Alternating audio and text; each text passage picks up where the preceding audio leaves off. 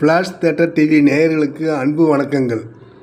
PK7 studios LLP producers Prema Krishnadas, C Devadas, Jaya Devadas இணைந்து தயாரித்திருக்கும் Madurai nativity படம் ஜாக்கி. டாக்டர் பிரபாகர் இந்த படத்தை இயக்கியிருக்கிறார்.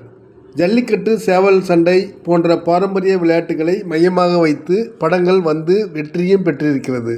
அந்த வரிசையில் கிடா சண்டையை மையமாக வைத்து வந்திருக்கும் படம்தான் ஜாக்கி.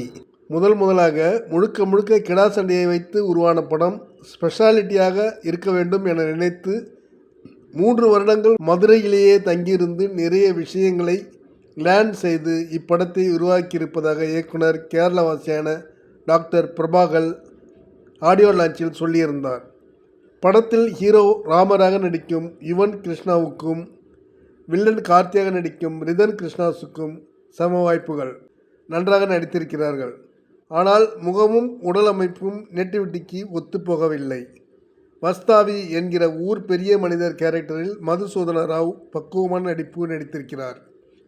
அடுத்து கவனத்தை பெறுபவர் டீசன்ட் கையாக வரும் ஹீரோயின் அம்மு அபிராமியும், ஹீரோவின் அக்காவாக நடித்திருக்கும் சரண்யா ரவி, அவரது குழந்தையாக வரும் சிறுமி கவனத்தை ஈர்க்கிறார்கள். படத்தின் கதை என்னென்னு பார்த்தீங்கன்னா, கிடாக்களுடன் தங்கள் வாழ்க்கையை பிணைத்து கொண்ட இளைஞர்கள் ஹீரோ ராமரும் வில்லன் கார்த்தியும். ஹீரோ ராமர் ஷேர் ஆட்டோ ஓட்டுநர். பெரும்பாலும் மதுரை யானைமலை பகுதியின் பேக்டிராப்பில் தான் படம் போகிறது. வில்லன் கார்த்தி மீன் வியாபாரம் செய்யும் வசதியானவர்.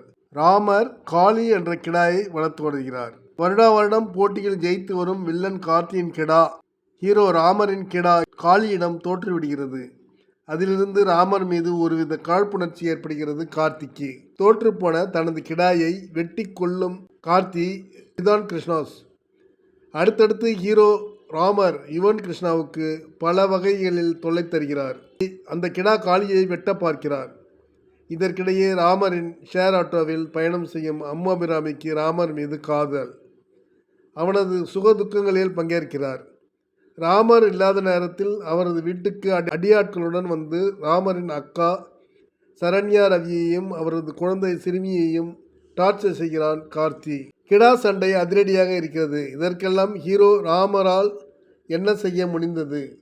இருவர் பகையை ஊர் பெரிய மனிதர் மதுசூதன ராவால் தீர்க்க முடிந்ததா? அதற்கு அவர் சொல்லும் தீர்வு என்ன என்பது மீதி கதை.